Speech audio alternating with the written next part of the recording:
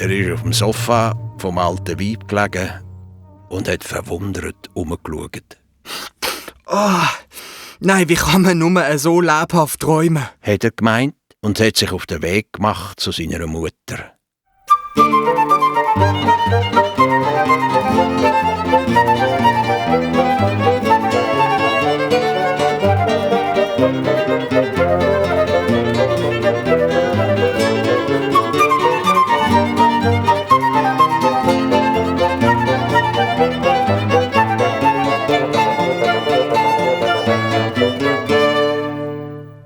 Der Stadtteil, wo ihn die Alte angeführt hat, war ziemlich abgelegen.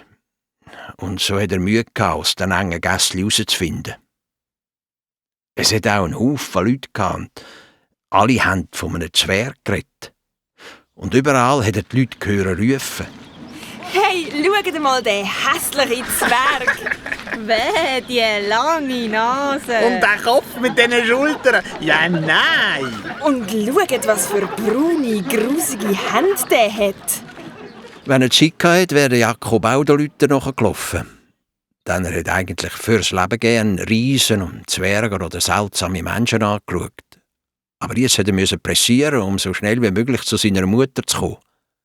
Es war ihm ganz komisch und ängstlich ist er auf den Markt gekommen. Die Mutter ist noch dort gesessen und hat noch ziemlich viel Früchte im Korb gehabt.